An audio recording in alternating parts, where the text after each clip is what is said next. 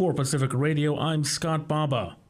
Hamas officials said today that the group is studying a proposed ceasefire deal that would include prolonged pauses in fighting in Gaza and swaps of Israeli hostages for Palestinian prisoners, but at the same time appeared to rule out some of its key components.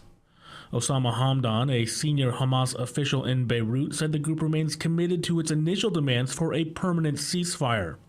Hamdan also said the group seeks the release of thousands of Palestinian prisoners being held for acts related to the conflict with Israel, including those serving life sentences. He mentioned two by name, including Marwan Barghouti, a popular Palestinian uprising leader seen as a unifying figure. Hamdan's comments on the prisoners were the most detailed demands yet to be raised by the group in public. The insistence on large-scale prisoner releases and on an end to the fighting in Gaza puts the group at odds with the multi-stage proposal that officials from Egypt, Israel, Qatar, and the United States put forth this week. That proposal does not include a permanent ceasefire. Israeli leaders have said they will keep fighting until Hamas is crushed, even while agreeing to long pauses that are accompanied by the release of hostages. Satellite photos show new demolition along a 1-kilometer deep path on the Gaza Strip's border with Israel. The destruction comes as Israel has said it wants to establish a buffer zone there, further tearing away at land the Palestinians want for a state. The demolition along the path represents only a sliver of the wider damage from the war scene in the Gaza Strip, which one assessment suggests has damaged or destroyed half of all buildings within the coastal enclave. But independent analysts suggest Israel may be moving forward with its proposed buffer zone despite U.S. warnings not to occupy land in the Gaza Strip. Swedish climate activist Greta Thunberg appeared in a London court yesterday as her trial got underway for protesting inside the entrance of a major oil and gas industry conference last October. Thunberg spoke outside the courthouse alongside two co-defendants. Even though we are the ones standing here and climate, environmental and human rights activists all over the world are being prosecuted, sometimes convicted and given legal penalties for acting in line with science, we must remember who the real enemy is. What are we defending? Who are our laws meant to protect? At least 3 people have died in a gas explosion in Kenya's capital of Nairobi. The Kenyan Red Cross said nearly 300 others have been hospitalized, including children. Isabel Nakiria reports.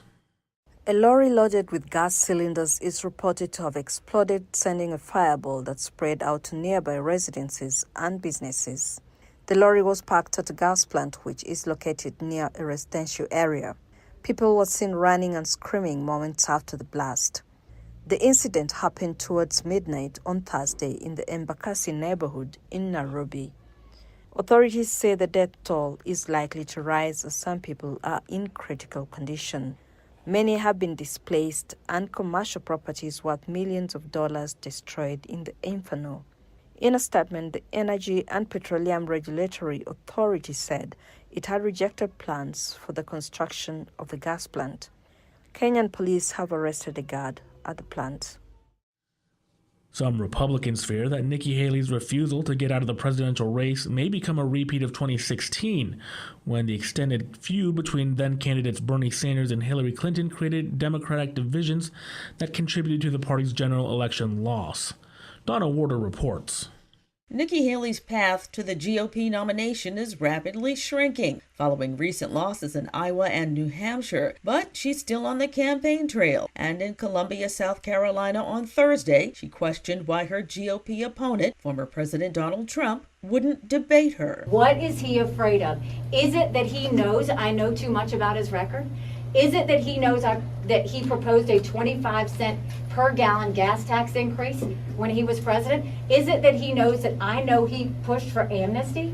Is it that he knows that I know exactly how he had this bromance with Putin and China? Former Trump advisor David Urban says Haley's continued presence is a distraction and a drain on resources. But Haley said Thursday that she's not going anywhere. She said, quote, "We have a country to save," end quote. I'm Donna Warder.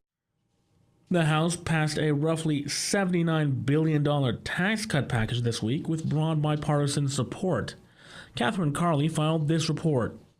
This is not welfare Addressing childhood poverty in America ought to be a priority for us every single day. Democratic Massachusetts Congressman Richard Neal says 16 million children will benefit right away from an expanded child tax credit. In a rare bipartisan agreement, the House passed nearly $80 billion in help for low-income families, along with equipment and R&D tax breaks for businesses. But the top Republican on the Senate Budget Committee, Iowa's Chuck Grassley, opposes it. Grassley says it could help President Joe Biden get reelected if the rebate checks go out before November. I'm Catherine Carley for Pacifica Network and Public News Service. I'm Scott Baba for Pacifica Radio.